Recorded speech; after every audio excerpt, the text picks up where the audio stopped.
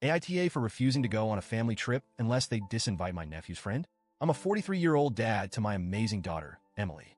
She's 15, and she's the light of my life. Ever since her mom and I divorced about 5 years ago, it's just been the two of us.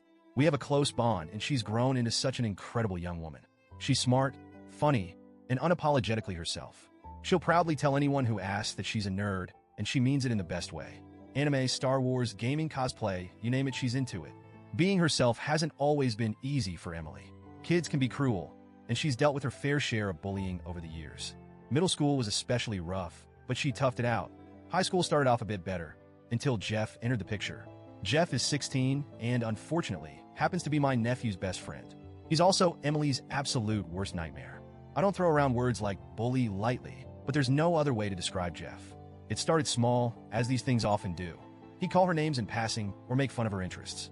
At first, Emily shrugged it off.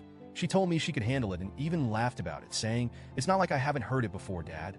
But it didn't stop there. Over the past 2 years, Jeff has taken things to a level I didn't think was possible for a kid his age. He pulls her hair, rips her clothes, and deliberately destroys her belongings. The worst incident happened last year.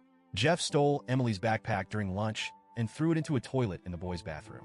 When she tried to get it back, things escalated into a full-on fight.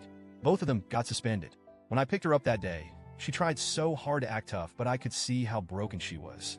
That backpack had been a birthday gift from me, and she loved it. Seeing it destroyed, along with her books, notes, and sketches, devastated her. That night, she cried herself to sleep while I sat in the next room, furious and helpless. I didn't just sit back and let this happen. I've done everything in my power to protect Emily from Jeff. I've had countless meetings with the school. I've spoken to Jeff's parents multiple times. His dad couldn't care less. And his mom, well, she straight up blamed Emily for provoking him. The school rearranged Emily's schedule to keep her away from Jeff as much as possible. But he always finds a way to bother her. He waits for her outside of class, intercepts her in the hallways, and even messes with her stuff in the cafeteria. It's like he has this twisted vendetta against her, and I can't figure out why. Now here's where things get messy. My family has this tradition of taking a big vacation every year around the holidays. It's something we all look forward to. 2 weeks together in a cozy rental, just relaxing, catching up, and enjoying each other's company. Emily loves these trips. It's one of the few times she gets to hang out with her cousins without the stress of school or social drama. We've been doing it for years, and I've always appreciated how close it's kept us as a family. This year, we're supposed to leave in a week. I was on the phone with my sister, finalizing plans, when she casually mentioned buying Jeff a winter coat for the trip. Wait, what? Jeff is coming? I stopped her mid-sentence, trying to process what she'd just said. Why is Jeff coming? I asked. Oh, she replied, brushing it off like it was no big deal. He's practically family. Plus, his home life is rough. We thought it would be nice for him to get away for a bit. I felt my blood pressure spike.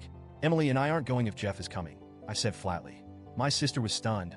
She tried to convince me that I was overreacting. She said Jeff isn't that bad and that he's just a troubled kid who needs some support. She brought up his parents' divorce and how unstable his home life is. She even suggested that Jeff might have a crush on Emily, which made my skin crawl. A crush? I snapped. Is that what we're calling harassment now? The conversation went downhill fast.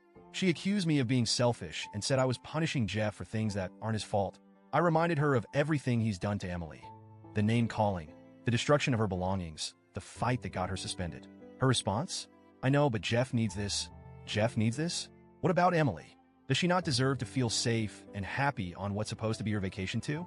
I stuck to my guns and told my sister that my decision wasn't changing. If Jeff goes, we stay home. End of story. That's when all hell broke loose. The family group chat lit up like a Christmas tree. My parents are begging me to reconsider, saying the trip won't be the same without us. My brother chimed in with the classic boys will be boys line, which made me want to throw my phone across the room. Meanwhile, Emily overheard part of the conversation and started panicking. She asked me point blank if Jeff was going, and when I hesitated, she broke down. It wasn't just tears. It was a full-blown panic attack. Hyperventilating, shaking, the works. I held her and promised her that she wouldn't have to go anywhere near Jeff. It took her hours to calm down, and even then, she kept asking, "Are you sure? Are you really sure?" That was it for me. My daughter's well-being is non-negotiable. I'll admit, I feel bad for Jeff. I've seen his home life, and it's heartbreaking.